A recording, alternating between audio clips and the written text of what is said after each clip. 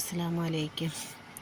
ഇന്നിവിടെ ഉണ്ടാക്കാൻ പോകുന്നത് ഒരു മത്തങ്ങ ഒഴിച്ചുകൂട്ടാനാണ്. പെട്ടെന്ന് ഉണ്ടാക്കിയെടുക്കാൻ പറ്റുന്നൊരു ഒഴിച്ചുകൂട്ടാനാണ് മത്തങ്ങ ഒഴിച്ചുകൂട്ടാൻ. അത് നമുക്കൊന്ന് തയ്യാറാക്കി നോക്കിയാലോ. അതിനു വേണ്ടി ചെറിയ ഒരു കൂട്ടം മത്തങ്ങ എടുക്കുക. ചെറിയായിട്ട് അരിഞ്ഞ് ഇടുക. അതിനുശേഷം ശകലം ഉപ്പിട്ട് ശകലം മഞ്ഞൾപ്പൊടിയും ചേർത്ത് വെള്ളം ഒഴിച്ച് നല്ലതുപോലെ ഒന്ന് വേവിച്ചെടുക്കും. ഒരു 10 മിനിറ്റ് വേവിച്ചാൽ മാത്രം മതി. കുക്കറുണ്ടെങ്കിൽ കുക്കറിനകത്തിട്ട് ഒരു വിസിലടിച്ചാൽ മാത്രം മതി. അതിന് നമ്മളൊരു പാൻ എടുക്കുക. ശകലം വെളിച്ചെണ്ണ ഒഴിക്കുക. ഒരു കഷ്ണം പച്ചമുളക്, ശകലം സവാള, തക്കാളി ഒന്ന് മിക്സ് ചെയ്തെടുക്കുക.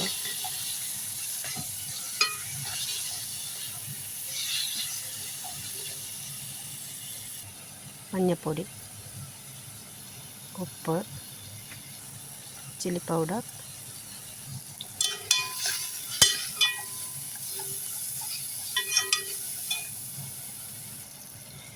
ശകലം പുളി, നെല്ലിക്കയുടെ അത്ര സൈസ് പുളി എടുത്ത് നല്ല പിഴിഞ്ഞ് ഒഴിക്കുക.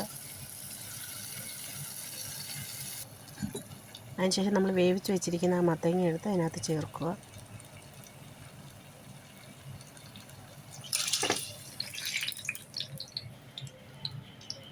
നല്ലപോലെ ഒന്ന് മിക്സ് ചെയ്തെടുക്കുക. കുറച്ചൊന്ന് ഉടച്ചെടുക്കണം, എന്നാൽ നല്ല ടേസ്റ്റ് ആയിരിക്കും.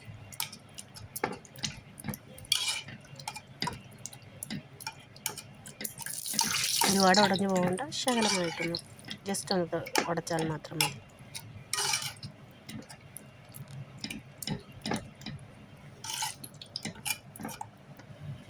അതിനുശേഷം ആവശ്യത്തിന് വെള്ളം ഒഴിക്കുക.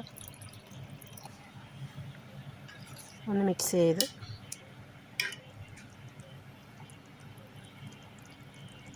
അങ്ങനെ നമ്മുടെ മത്തങ്ങ കറി ഇവിടെ റെഡി ആയിട്ടുണ്ട്.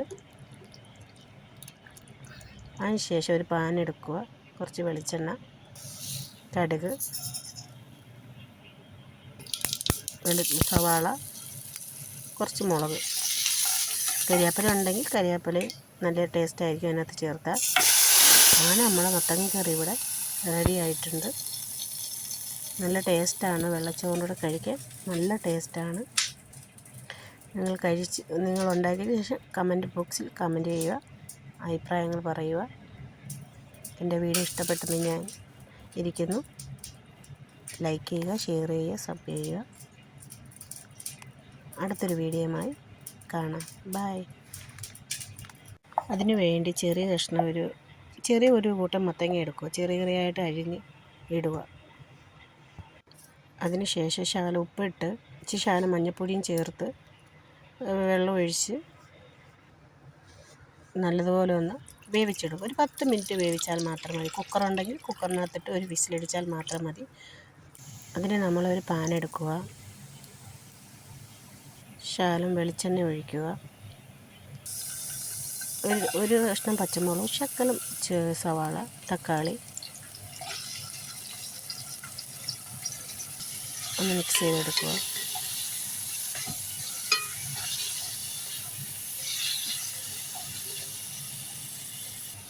മഞ്ഞൾപ്പൊടി, ഉപ്പ്, ചില്ലി പൗഡർ,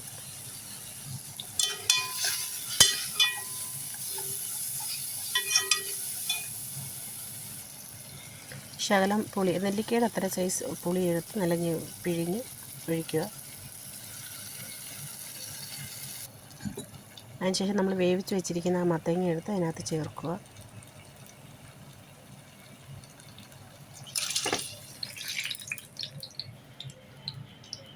നല്ലപോലെ ഒന്ന് മിക്സ് ചെയ്തെടുക്കുക. കുറച്ചൊന്ന് ഉടച്ചെടുക്കണം, എന്നാൽ നല്ല ടേസ്റ്റ് ആയിരിക്കും.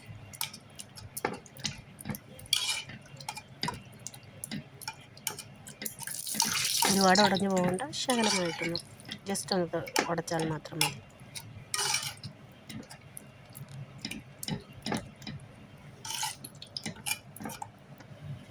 അതിനുശേഷം ആവശ്യത്തിന് വെള്ളം ഒഴിക്കുക. ഒന്ന് മിക്സ് ചെയ്ത്